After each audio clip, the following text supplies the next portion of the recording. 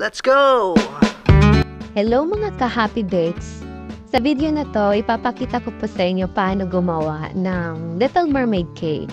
Una-muna, gumamit po ako ng corn syrup doon sa base ng cake kasi para ito ang dikit sa cake, hindi siya madulas. Then ito ay choco moist cake. Tapos yung filling, gumamit ako ng choco ganache. So bale, ang cake na ito ay pa-order ng aking barkada. Shout out kay Kathleen. Ito ay para sa 7th birthday ng aking inaanak. So, since mermaid ang team niya, yung party kasi held sa isang beach resort. Tapos itong cake pala, 3 layers siya. So, in between the cake, andun yung ganache. Tapos gumamit din pala ako ng fudge it caramel filling para magkaroon ng blend ng lasa yung cake. Para yung kada layer ng cake, merong siyang iba't ibang mixture ng taste.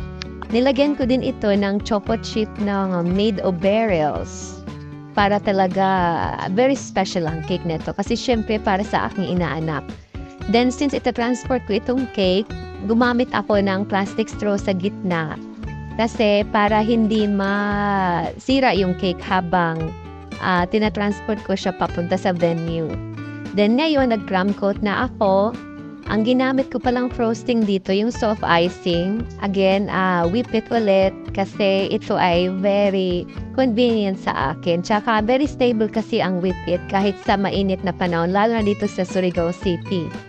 Tapos yung final coating naman yan, at 3 kulay ginamit ko dito. Yung blue muna sa base.